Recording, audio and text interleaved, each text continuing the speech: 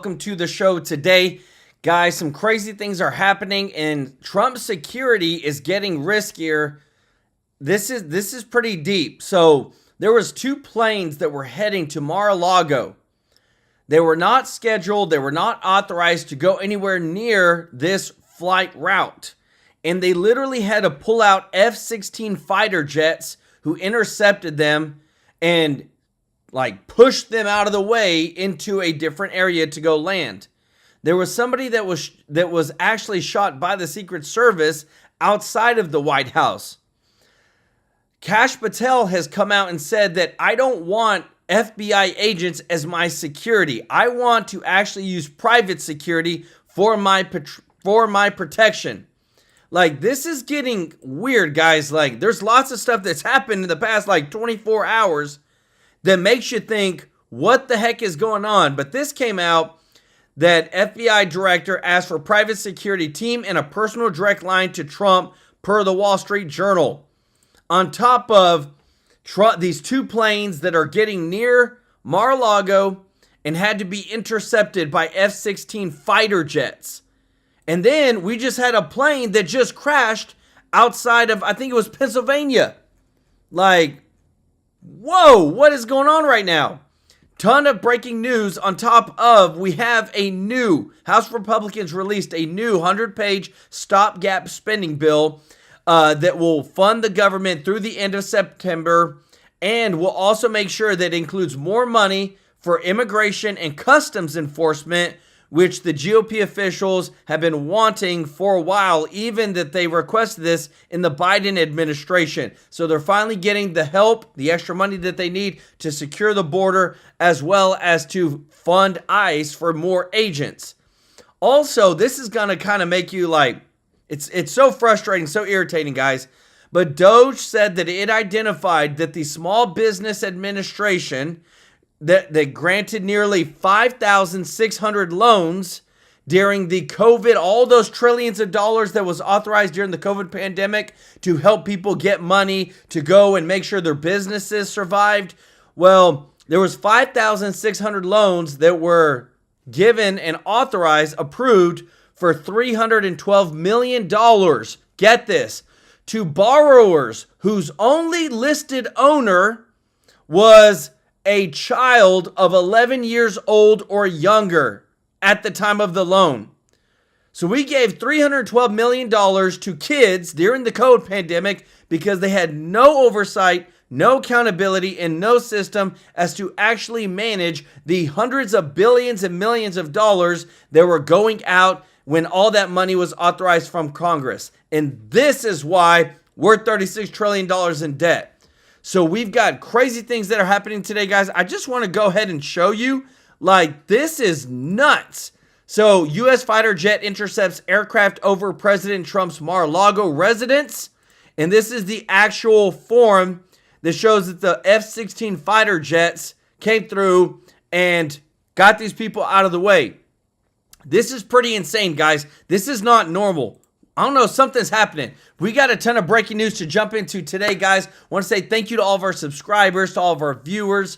If you're not subscribed, hit that subscribe button. Let us take care of you every day with the top news. And thank you to all of our members of the channel. And thank you to everybody that has given a super chat donation. We're so grateful for your support and helping us and partnering with us to give back to charity. I want to say, if you don't mind doing us a quick favor and giving us a thumbs up like button, guys. We're so excited. I'm super excited, guys, because we're just going to go ahead and announce it that tomorrow we're starting our pre-orders for the TrueLife News Real American t-shirts. We've got the website done. We got everything complete, guys. So tomorrow we're going to turn it on for you live, and we're going to have pre-orders on for 1 week. And we're super excited about not only raising this money, of getting merchandise to you, getting you these awesome quality shirts, guys. We're going to be talking more about that tomorrow when we start the pre-orders. But we got a ton of breaking news to get into today, guys.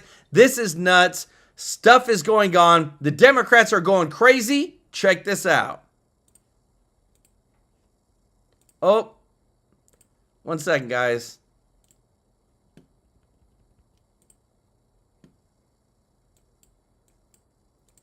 What's with all the singing and the music playing?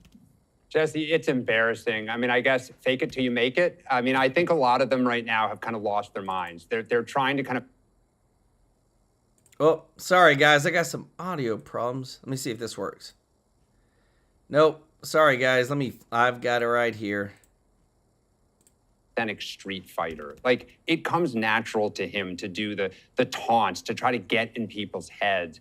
We need to go back to just like the basics here. I mean, we need to, first off, there was just an election. The voters approved of his character and conduct. And remember, it was his policies that got him elected, right? The main things are the big things. And we need to get off of the juvenile taunts, the videos, the F-bombs, thinking that's going to appeal to voters. No. And talk to them and meet them where they are, as the guest just said here a second ago. Like, the economy right now, we've got some things to talk about on tariffs, on DOGE.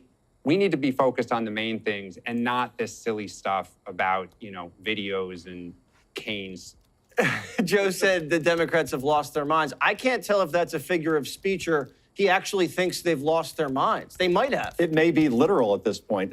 There should be a rule for Democrats going forward. 3 words. No more singing. No more singing. Right? This ain't 1968 anymore. And the problem is, and Dan would probably agree with this, they've seeded the common sense block of voters. And that is a massive amount of voters, not just Republicans, independents. That could be a lot of blue dog Democrats as well. And when we hear about a mental health crisis in this country, just watch those videos. And that is Exhibit A here. And the question is, who are Democrats trying to appeal to when we see the Street Fighter video or 23 lawmakers all at once saying the same thing at the same time, trying to be authentic while sounding like robots? They more sound like sophomores with a TikTok account at this point. So I think the problem is there is no leader at this point, Jesse. Hakeem Jeffries clearly is not Nancy Pelosi, to your point earlier, where he says during the joint session of Congress, Donald Trump's speech, please do not act up, show some decorum, and they all say, screw you, we're going to go ahead and do what we want to do anyway. Without a leader, there's no message, and that's the problem now at this point.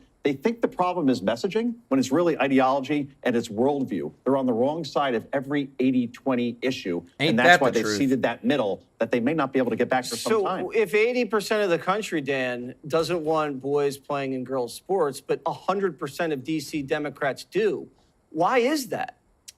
Well, look, I think we're going to see here with Gavin Newsom. I think Gavin Newsom came out and said it. And the big question now is, how does he handle the attacks that are going to come in, right? What do members of Congress say?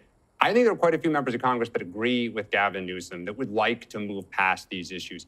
To your point, arguing on cultural issues right now is not going to get us out of the wilderness. We really need to focus on the bread and butter issues. Trump got elected on the economy and on inflation. And as I said before, there are signs that voters are beginning to get anxious, that they have questions, that they would like to see more from him. And so we have issues to talk about. We have to come up with a platform, not just criticize and hold Trump accountable. But I think you will see that hopefully soon. And hopefully this was the kind of bottom this week of the barrel. You know, they can make hay out of the tariff game, but I believe the Teamsters just came out and said, it's about damn time someone stood up. We're supporting these tariffs. That can't play within Democrat politics because they're supposed to be the union party. And remember, during the 2024 campaign in October, the Teamsters came out and would not endorse Kamala Harris. Then we saw internal polling showing Donald Trump being down by 10 to Joe Biden among the Teamsters to up 30. So he's appealing to those folks because they get it at this point. Democrats need to take the 1994 playbook from Bill Clinton, who was street smart, pre-Monica, right? Bad, unforced error, blue dress, the whole thing. But in 1994, he takes a shellacking in the midterms. Right. And Newt Gingrich is now the new House Speaker, Republican. He could have gone far to the left, more far to the left, or go to the center. And he said, you know what? I want to get reelected in 96. I'm going to work on welfare reform and balanced budget amendments. And he won easily in 96. Democrats now, Jesse, they're going in the opposite direction. Pull a Bubba is what you're recommending. Pull a Bubba, go to the center. Don't go to the left. And they're doing that. We're getting some new sound. I guess this is Carville. They call him the Raging Cajun. He took us behind the scenes, what it was like after Biden faceplant. Alrighty, guys, just I want to keep you updated because this is pretty big news about the F-16 fighter jets that have intercepted planes over Mar-a-Lago. I'll give you some more news on that in a moment. And just want to say, guys, thank you so much for your support. If you don't mind us doing us a favor, guys, and hitting that thumbs up like button, we really appreciate you. At that first debate and what the donors were saying. Listen to this. Speaker Pelosi and Leader Schumer, they want to the White House. Their message, like you would expect, was not particularly well received. But it was clear after that debate. I was in a room with 60 Democratic donors that morning, and it was just brutal. And you could see that they. And I said, just call and say, no more money. That's it. So you do something different, we're not going to fund this disaster. And I think, had a part in it. I did play a role in that. So they just pulled the plug on the cash, Dan. That's what really happened. I think Nancy Pelosi tried to basically dissemble the campaign piece by piece, and donors were one of the levers that she had to pull. The George Clooney op-ed was a shot across the bow. Jeffrey Katzenberg, who was the chair of the campaign, she did it right to Hollywood, the base of his support. It's true. The party, Nancy tried it the kind of easy way behind closed doors. When he resisted, she went public kind of piece by piece and took the campaign apart. And the people that had, I guess, the most blood on their hands, Barack Obama and Nancy Pelosi, nowhere to be found. Nowhere. They've just disappeared. I mean, they've literally disappeared from the scene. Where is Nancy? Where is Nancy? She was at the joint session address, but she didn't really look like she wanted to be there at that point, Jesse. No. What bothers me about the argument about the debate is that it was like a surprise. Like, boy, we had no idea Joe Biden was in this state. We've been talking about that on this network since the 2020 campaign. So the fact that Democrats were surprised and, oh my God, we got to pull the plug, they should have pulled the plug well before he even announced that he was running. They got caught. That's what happened. Exactly. All right, Dan, you survived. We weren't that bad. For now. Thank you so much. Good to see you, Joe. Thank you. Well, Trump. Guys, let me tell you this. This is pretty crazy of what's going on because, again, too, guys, this is breaking news. Like, this is nuts. I just pulled over a new article that just came through over what's going on. This Air Force intercepts aircraft flying in a restricted zone near Mar-a-Lago. There's Trump being hauled away in the Beast, is what they call it, But again, too, guys, there was 2 assassination attempts on Trump's life during the campaign. We cannot be naive to think that there may not be some more that happen thereafter. Trump is he's changing the world. He is changing the world in huge ways with foreign policy, with the economy, with tariffs.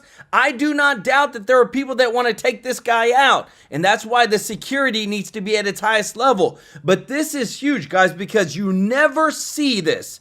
You never see where the FBI director says, hey, I don't want Secret Service or the FBI. I want private security team. And I also want a direct line to Trump.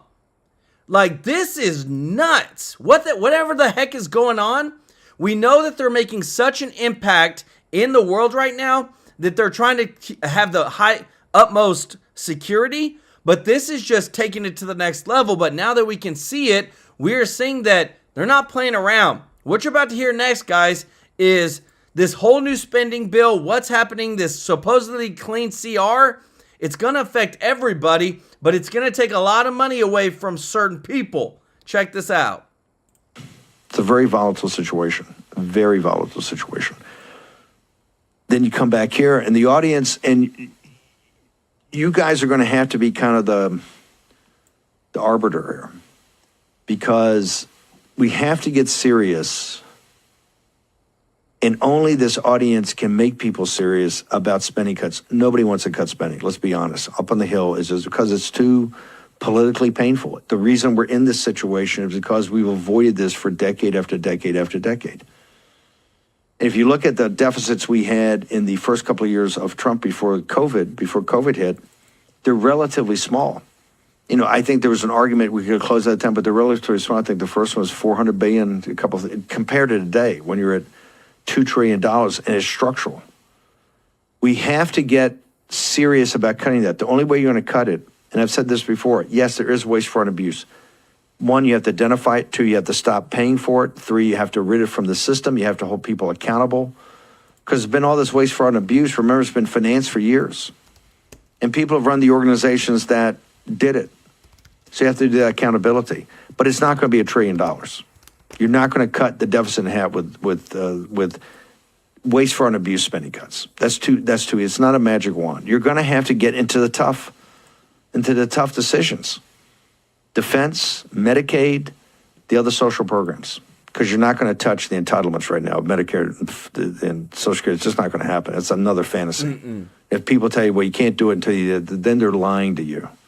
Because you can at least make an effort and close this thing up. You can. It's going to be painful. It's going to be, the media is going to be all over you every day of the week, right? Just like deporting 10 million people. You think it's going to be easy? Think that's going to be, you see the deportation rates, how tough it is even to get the criminals out when you have sanctuary cities, have these governors, guys like Pritzker, these people fighting you tooth and nail.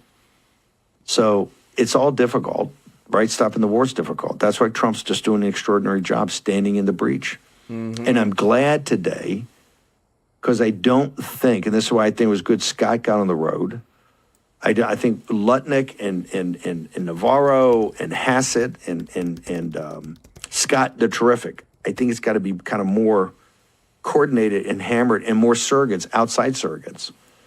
E.J. Antonio of the world, he's still given the best description of the difficulty of this economy of anybody, of what President Trump inherited. President Trump is taking the bull by the horns. That's why I think we're having this press avail, and I don't believe it's around the executive order signing for actually getting rid of the education department, which I believe is supposed to be today. It's supposed to be yesterday. I think they're tightening up the executive order. But President Trump is going to go on offense, I think, here momentarily and talk to you about the jobs report. Inside the jobs report, there's some nuggets. I think 9,000 jobs created in 1 month in January in the automotive industry shows you what President Trump's doing about the automotive industry. This is part of the whole tariff strategy and bringing manufacturing back here.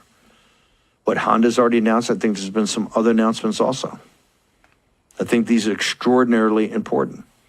And President Trump's going to talk about that. He's also, I'm sure he's going to bring up the fact that, with his efforts after this bombing overnight, the shelling overnight by the Russians in Ukraine, that he's got somebody's attention, and now Putin's saying he's willing to have a ceasefire. That's a big movement. Very big movement. President Trump and Witkoff and these are thinking about this overall rapprochement with the Russians, how it's going to look. And it's extraordinarily important. And you got the Europeans and the Ukrainians snapping at your heels. They clearly they're going to have some say so. It's got to be minor, and it's got to be it cannot drive this deal, because this is between principles. I just don't think they're considered a principle. I don't.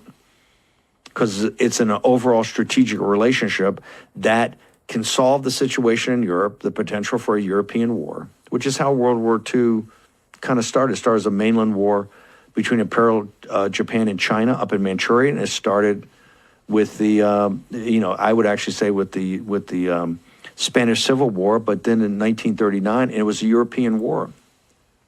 It was a European war until 1941, until Operation Barbarossa, until the Wehrmacht, to the Germans attacked their strategic partner, or at least their alliance partner, the Russians, in kind of a sneak attack on Barbarossa. And guess what happened? 6 months later, the sneak attack at Pearl Harbor. Very much close, people don't tie this together. Very, very inextricably linked. Wow. This is what President Trump's dealing with. And this is why the spending has to get, look, it's obvious now he's going to do it himself. We wouldn't be in this situation, and this audience wouldn't be upset, as you should be upset, if Johnson and these guys, I said for months and months and months, just let's get on the table and tell the truth. Don't say we should spend all this time on reconciliation when you have to get 2025. Fiscal 2025 has got to be sorted. Then you deal with 26. You didn't do that. Guys, let me tell you this. If we don't rein in the spending, you don't think that these people are getting taken care of, guys? Look at this right here. Look at this article. DOGE, this is from Fox. They came out today, guys. DOGE says $312 million in loans were given to the children during the COVID pandemic. You cannot make this stuff up. The ages, guys, look at this. The ages were of the people that were listed as these owners of these businesses that were given these huge $100 million in loans, 11 years or younger. Like, can you believe this? This is the type of fraud, waste, and abuse we're dealing with.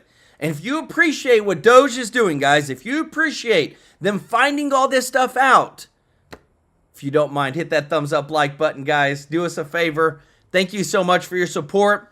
This is, again, why they are afraid of Trump and Elon Musk. Because they found out that 5,600 loans for $312 million to borrowers were given to 11 years or younger. People of 11, that's who was listed as the owner on this actual business that the SBA granted these loans towards. You cannot make this stuff up. And that's why they're so afraid of Trump and Elon Musk, because they're stopping the gravy train. They tried to weaponize Lawfare.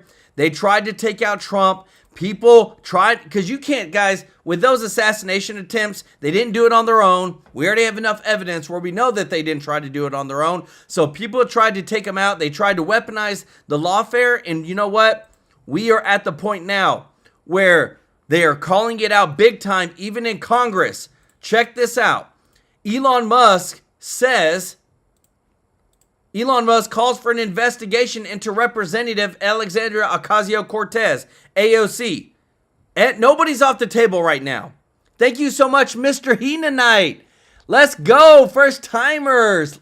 I love it. Said, hey, True Life News, Joel, do you know anything about Trump pushing the election integrity for the midterms? We're here in Wisconsin, have a bad governor, and we need him out. They want it in the budget reconciliation bill to include a federal law for there to be voter IDs to be included with all federal funding. That's as much as I know, but y'all show Mr. Heenanite some love in the chat. That's going to be coming in the next couple of months. But again, too, our boy Jim Jordan goes off in Congress because he knows, and he's calling them out to every person that went after Trump. Check this out. Opening statement. Thank you, Mr. Chairman. Lawfare is real. It's as real as it can be. November 15th, 2022, President Trump announces he's running for office. 3 days later, Attorney General Garland names Jack Smith as special prosecutor. Now, I understand that's federal and we're focused on state and local prosecutors here, but it's lawfare nonetheless. A few months after President Trump announced he's running for office, Alvin Bragg brings a case against President Trump. A case that his predecessor said wasn't there, a case that the Fed, the Southern District of New York, everyone said wasn't there, but Alvin Bragg brings it because President Trump is now running for the highest office in the land. And then a few months after that, Fani Willis brings her ridiculous case against President Trump and other federal officials, all designed to make it so President Trump wouldn't win the election. And of course, all that was preceded by the whole Russia collusion baloney. Complete baloney, where the FBI, think about this, the FBI went to the secret court. They took information from the Clinton campaign that had first been sent to the Perkins Coie law firm, they then hired Fusion GPS, who then hired a foreigner who put together a bunch of lies in a dossier. They take it to the court, and they use that as a reason to go spy on President Trump's campaign. So lawfare is as real as it gets, and we have a bill introduced by our colleague, Mr. Fry, that seeks to address part of this. Yes. It says if you're a federal official and some crazy local prosecutor comes after you, you can move that case to federal court. Go figure. That makes so much sense. That's all this bill does. So I appreciate the chairman having this hearing. I appreciate our good witnesses who are here to talk about what we've witnessed in this great country where it's supposed to be equal treatment under the law. You're not supposed to use the law to target your political opponents. We have a piece of legislation that makes good common sense that we hope to pass tomorrow in the full committee, but today we're going to hear about it. And so with that, again, I appreciate our witnesses and I appreciate the chairman of this important committee having this. Yes, sir. I just wanted to underscore a subject we got in right at the end of my 5 minutes with Mr. Twilliger. Mr. Twilliger, why do we have executive privilege?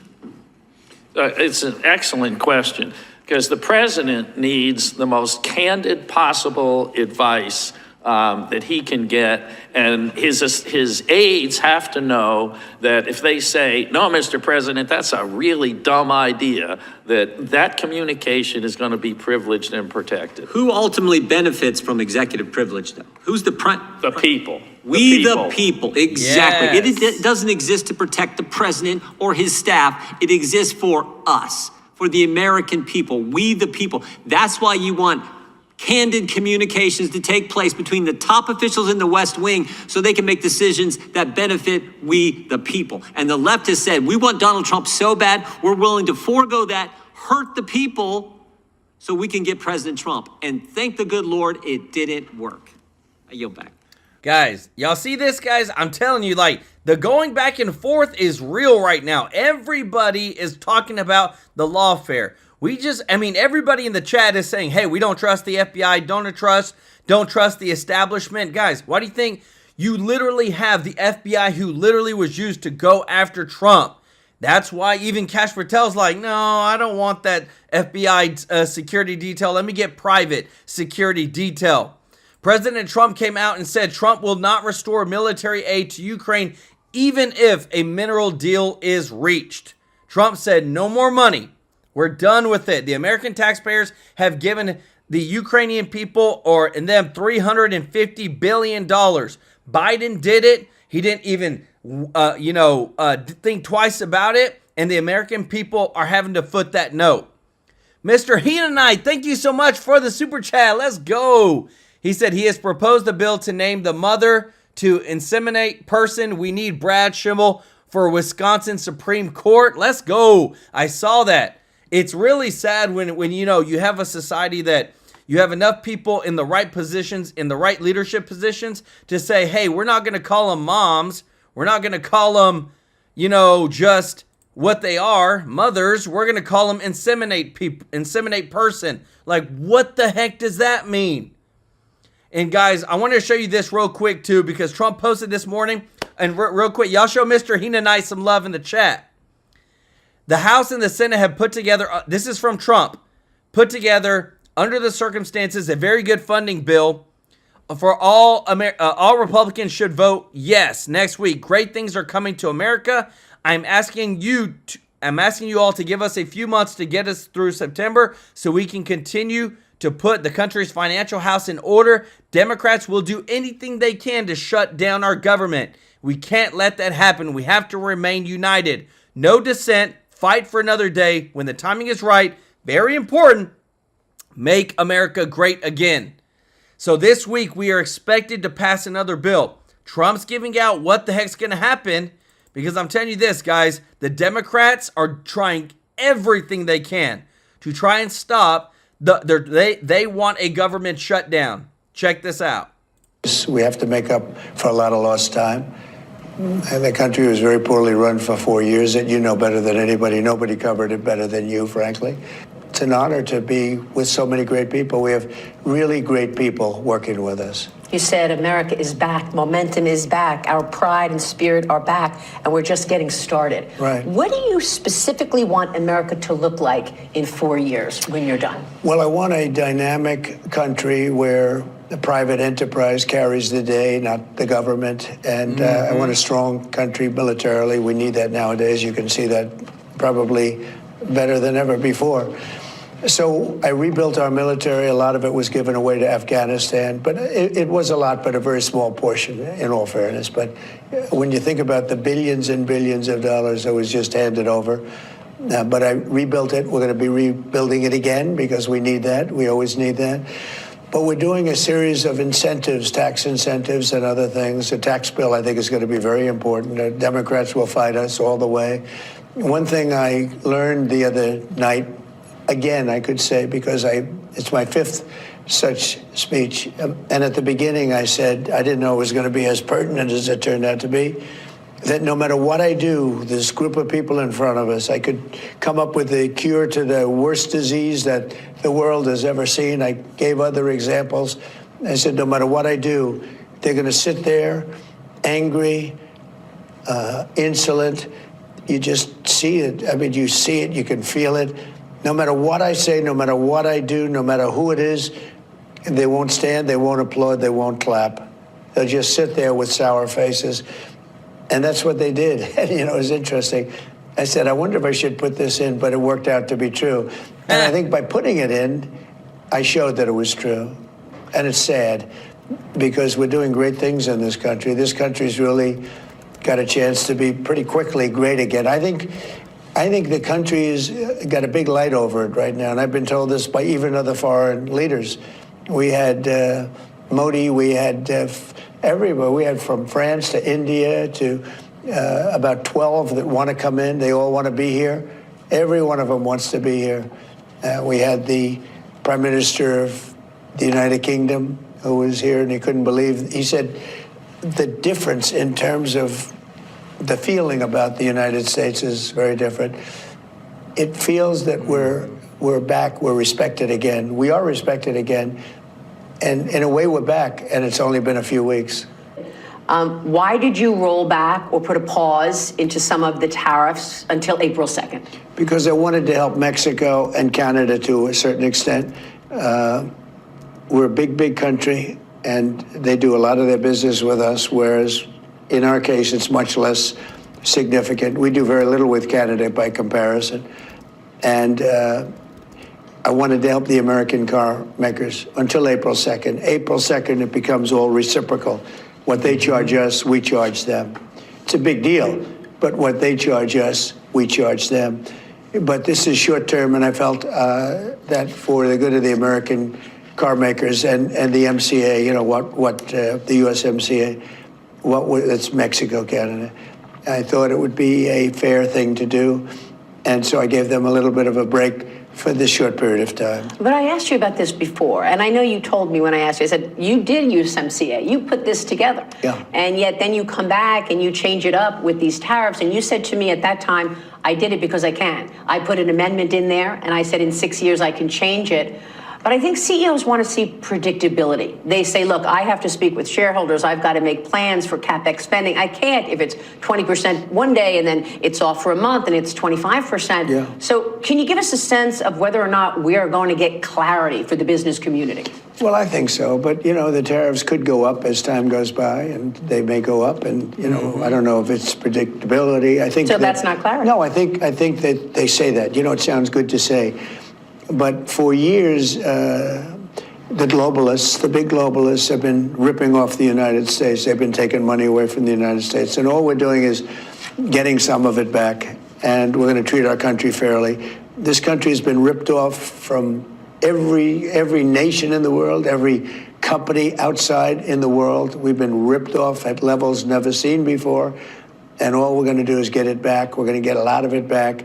We're not going to let people take advantage of us anymore. You know, we're the United States. I believe that if Kamala had won, meaning that whole ideology, Kamala and Biden and Obama, that whole group of people, if they had won, I don't think we would have had a country any longer. I think this was the most, somebody said it the other day, the most consequential election in 129 years. If they would have won, I don't think we would have had a country. Not only did we won every swing state. Remember, I was watching your show just before the election. You were talking about, I think he's going to win 4 or 5. We won all 7. And we won the popular vote by millions of votes.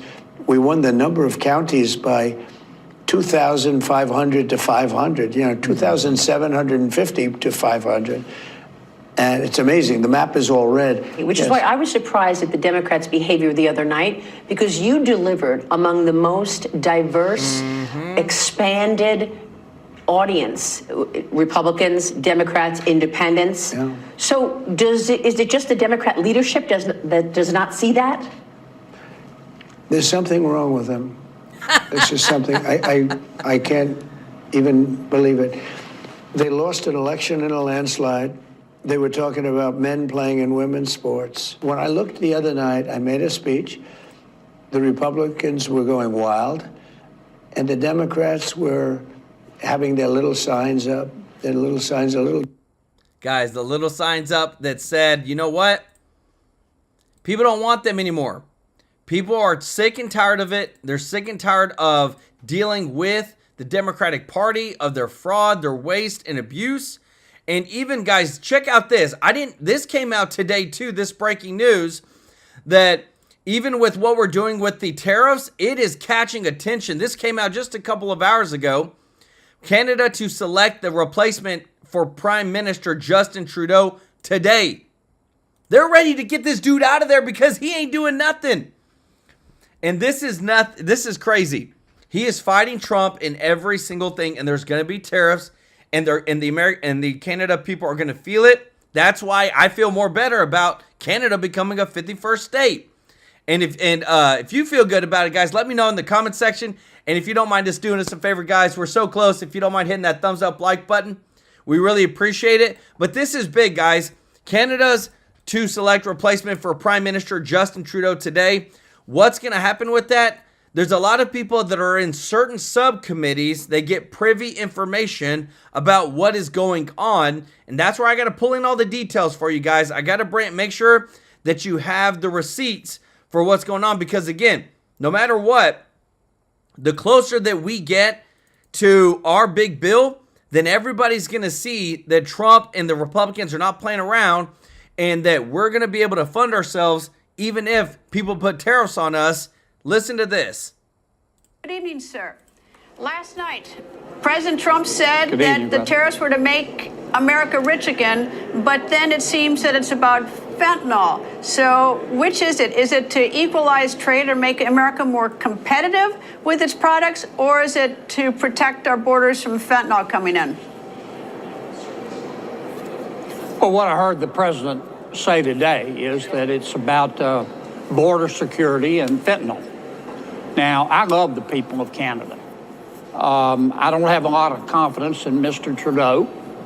I wouldn't put him in charge of a ham sandwich.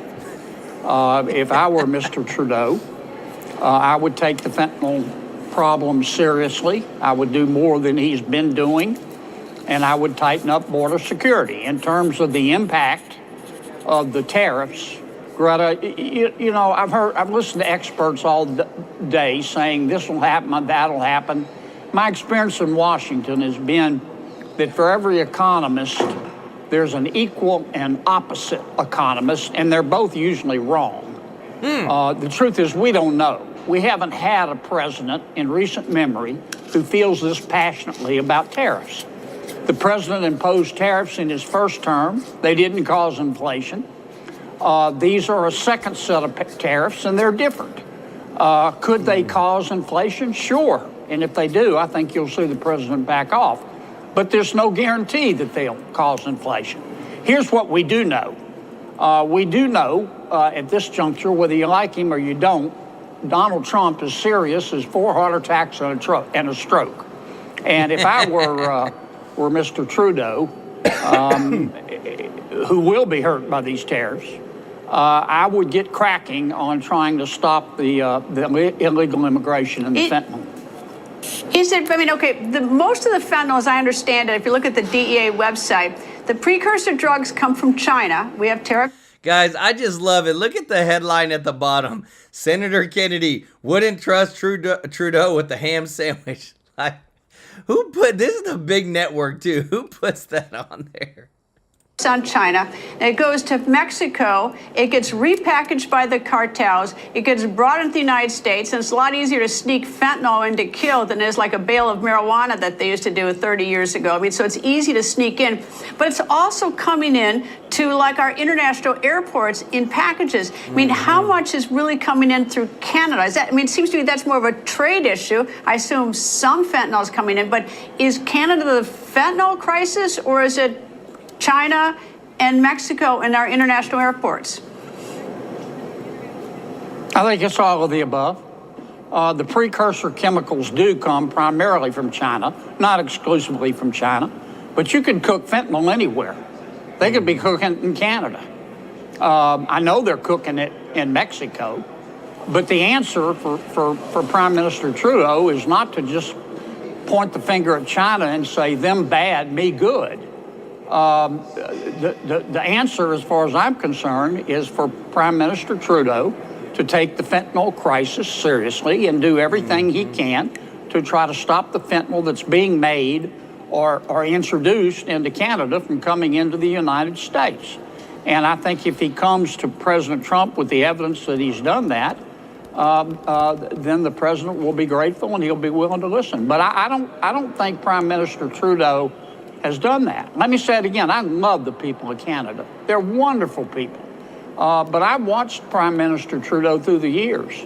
He doesn't like President Trump. He's never liked President Trump. He made fun of President Trump in his first term. And, you know, that's his right. but it's you never dig up more snakes. Guys, let me tell you this. the whole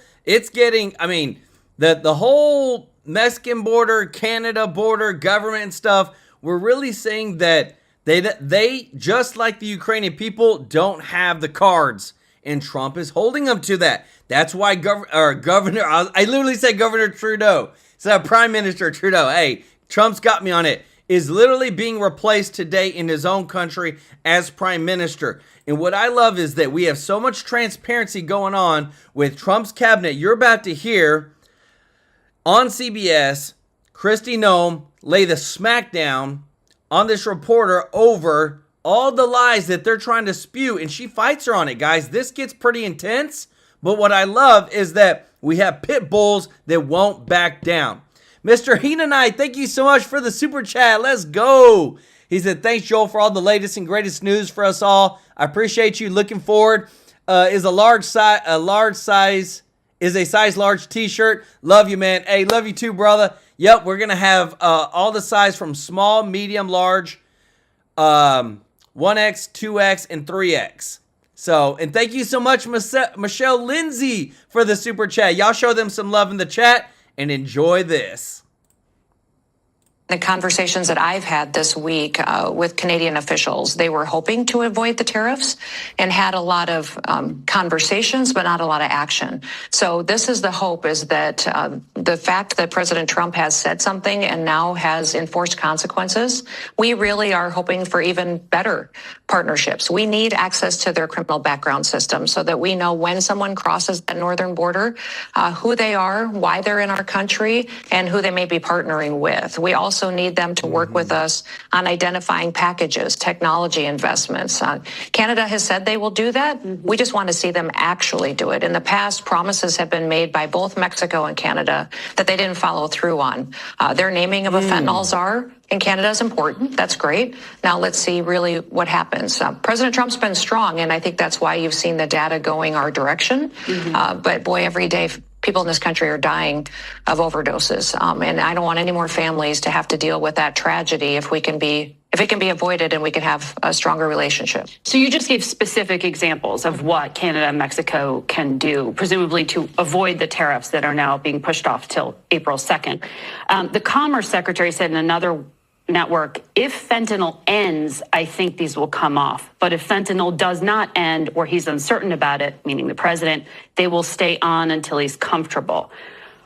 Is it that general, or are these very specific things that you can kind of go through and check to avoid these tariffs? Yeah, I've had very specific conversations with Canadian officials and Mexican officials on what they can do. So they know what they can do to help avoid tariffs in the future and what we're expecting of them. And guys, again, they're investigating. Not only, every single piece of action that's being taken place, they're investigating, but they're also making sure that there's complete transparency, just like what you just showed there. That the whole purpose of this is to get rid of the fentanyl, to secure the borders. But listen to this, because again, too, it boils down to immigration. And I love how Kristi Noem goes after and Face the Nation and literally says, just like this, if you are an American citizen and you go rob a store and you have a family, well, guess what? You get removed and separated from your family. Look how they try to manipulate people with it whenever it comes to immigration policies.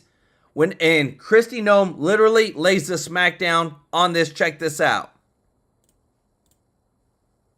The administration has revived this policy of detaining migrant families, parents with children, in ICE detention centers. Bush did it, Obama did it, Biden did not.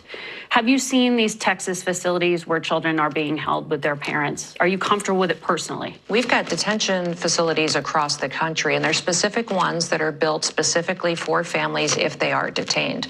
But remember, everybody has an option. They have an option to be here legally or illegally, and they can self-deport as well. We've set up a system and a website where people who are here illegally family right now can register and they can choose to go home on their own and keep their families united.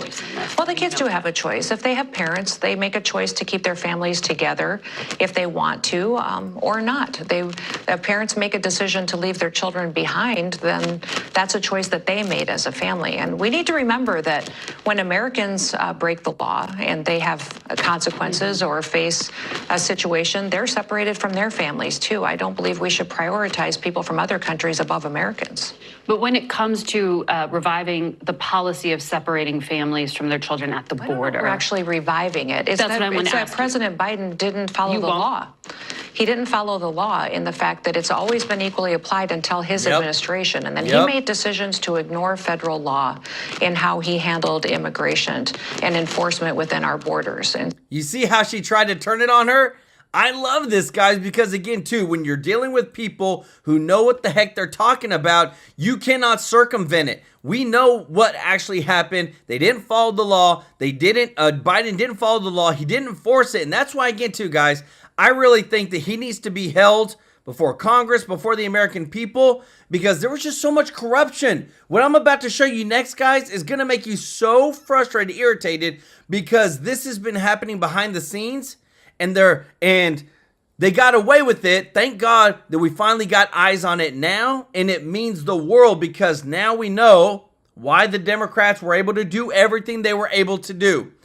And if you don't mind, guys, clicking that thumbs up like button, guys, thank you so much for your support. Check this out. For years, the Democrats have had a suspicious fundraising advantage. Yep. For years, the Democrats have enjoyed a nonstop flow of money from an organization called ActBlue. Now, ActBlue operates as a fundraising powerhouse that is a pseudo payment processor. So if you are a Democrat donor and you want to give money to Alexandria Ocasio-Cortez or to Gavin Newsom or to whomever, you have an ActBlue account. It remembers your payment information, very similar to Amazon.com. So when you want to donate to one of these candidates, they make it stupid easy. You could donate to Kamala Harris or to any Democrat in 2 clicks or less. 1, 2, boom, $100. You don't have to input your credit card every time. And they even make it with monthly contributions. They put it on autopilot. Now, Republicans have an equivalent when red, but it's just pales in comparison. However, there's something very weird happening at ActBlue. James O'Keefe has done a lot of reporting to ActBlue and found that some of the addresses didn't always correlate with donors. There's a congressional investigation into ActBlue, and more people are calling into a criminal investigation. Now, we have said many times here on this program that the cash advantage that Democrats have enjoyed via ActBlue is highly suspicious. Some people hypothesize, is this money coming from overseas? Is this money coming from Iran or China? We don't know, but we do know that ActBlue does not require the CCV numbers, the number on the back of a credit card, which is supposed to diminish fraud. Yep. Without requiring a CCV number, it is a lot easier to be able to steal credit card information, put up fake credit cards, and pump a lot of money into the American political system. Well, right now, ActBlue is falling apart. You got to wonder why. ActBlue, the Democrat fundraising powerhouse, faces internal chaos, the New York Times writes. At least 7 senior officials have left the group, setting off deep concerns about its future as it confronts scrutiny from congressional Republicans. And it won't just be congressional Republicans. If members of Congress end up sending criminal referrals to Kash Patel, I bet the FBI is going to go after them as well. More than $16 billion has passed through ActBlue in 20 years. Let me say that again. $16 billion has pumped through Democrat ActBlue in the last 20 years. We don't know where all this money is coming from. But now ActBlue is starting to close its doors, not officially, but they are collapsing from within. There are so many nuggets of this article. I could do an entire hour-long show on this. Quote, if ActBlue were to become severely diminished, Democrats running for offices at levels of all government could face setbacks significant in their efforts to raise cash. Boom. Candidates for offices ranging from school boards and city council to presidency rely on the platform for online fundraising, while Republicans have spent years trying to catch up. We have not caught up on this game.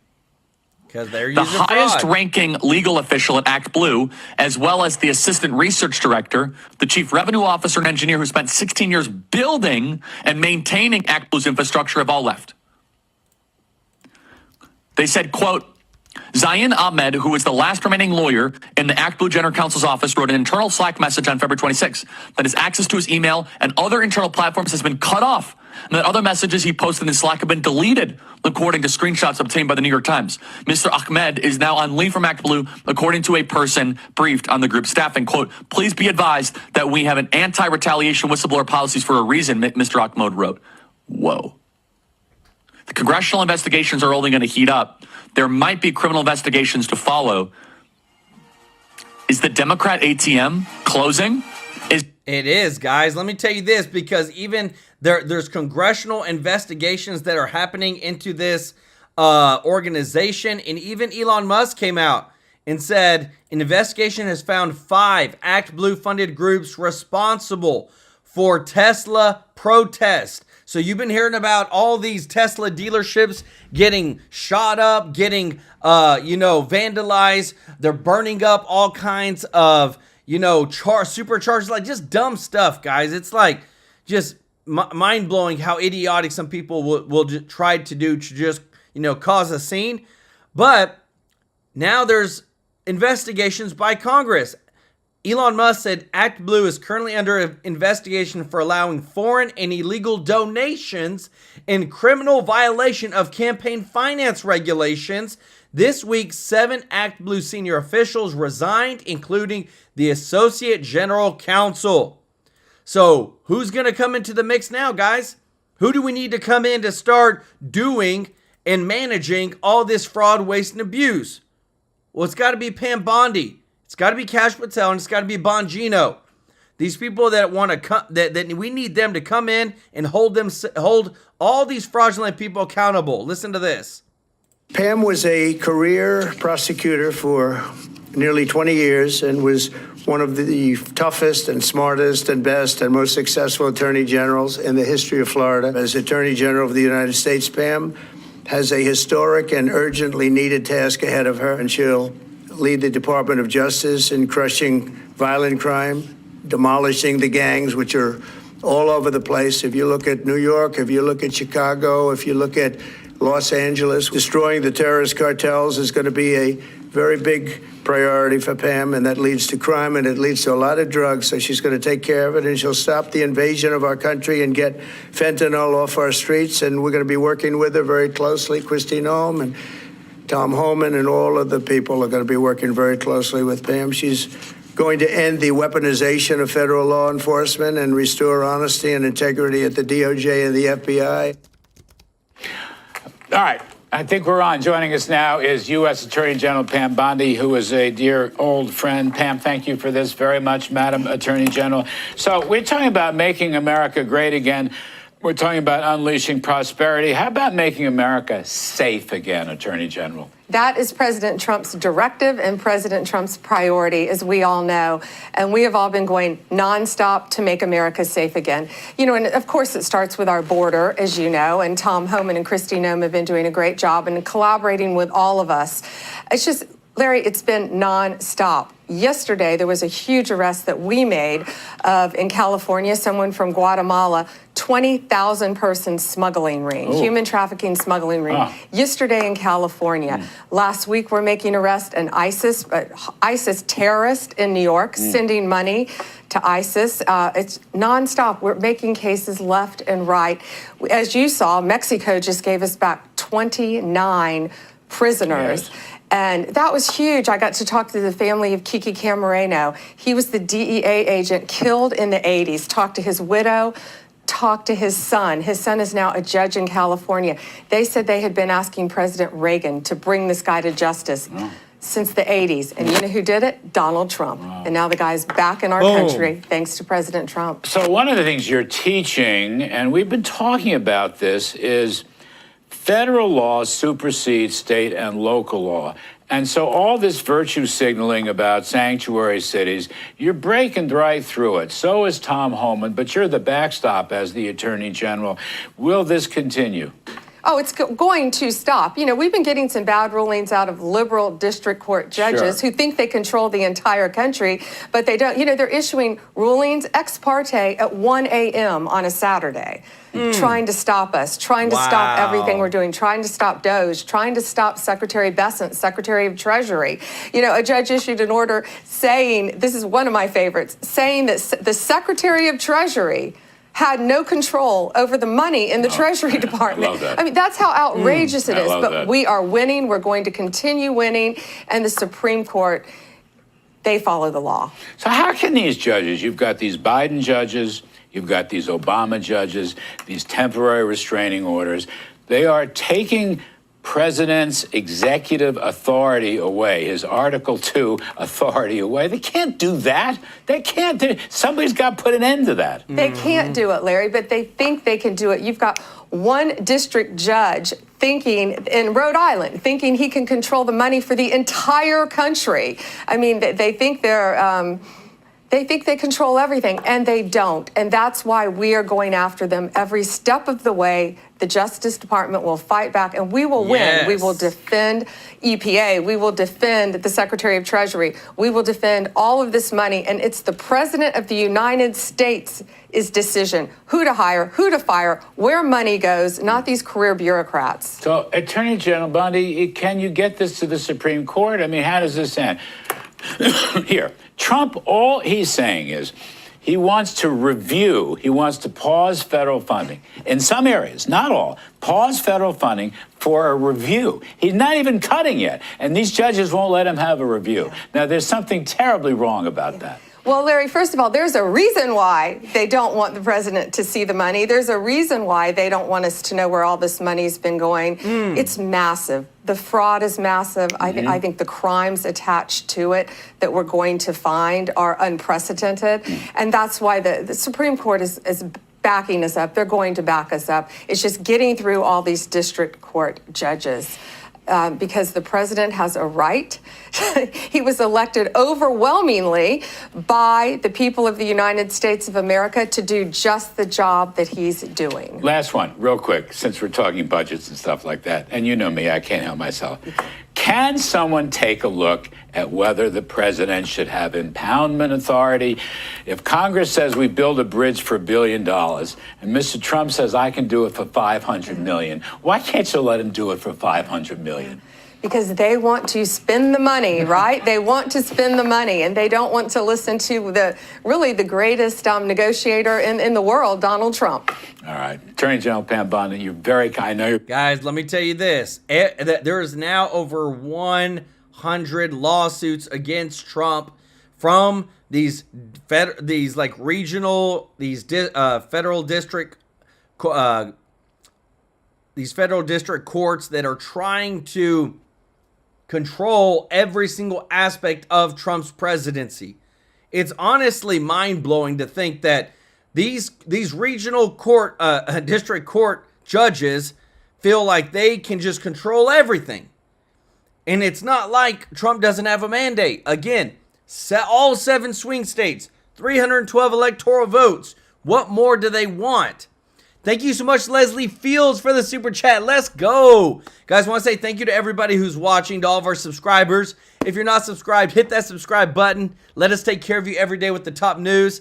And if you don't mind doing us a favor and clicking that thumbs up like button. Guys, y'all are the best. We're so excited for what's coming. Our pre-orders will be starting tomorrow. We're going to launch that during our show live tomorrow. We usually always do our shows at 1:30 Central Time. Guys, I'm super excited about this. This is a long time coming. This channel is growing. We are reaching new heights. We're going to be donating a portion of all the sales from these t-shirts to local charities like we have been doing, guys, and it's all because of you. I want to give some love to those that have given a super chat and give some love to all of our members of the channel. Remember, we take these membership fees, we take these super chats, and we donate it to charity. We partner with you guys. We bust our butts because we want to give you the best show possible, and we want this channel to continue growing. But I want to thank you so much, Mr. Hina Knight, Michelle Lindsay, Leslie Fields, Elizabeth Rancor. Let's go. Said we need to start seeing some indictments soon. 100%. Remember, the link is in the description to join the True Life News family. And also, the link is in the description to go join our new channel called True Life Breaking News. We're working on some new content, some new videos, and we're trying to really spice it up, guys. So we're going to be working on that again today. Hopefully tomorrow, coming out with some awesome content for you. Thank you so much, Scott Matthews, for the super chat. Let's go. He said, Joel, watch you every day from Newport Beach, California. You're the best, brother. Thank you so much. Appreciate you, Scott. Y'all show Scott some love in the chat. Look, I've never been to California. One day we'll make it out there, guys. And I'm just super excited because, again, too, we want to do just like how some of these other channels do. Go around, do meetups, and really ask people what's going on in their lives, how they feel about politics and whatnot, and bring the truth to you. We love you so much. Appreciate you so much. We'll see you in the next one. Take care. Bye-bye.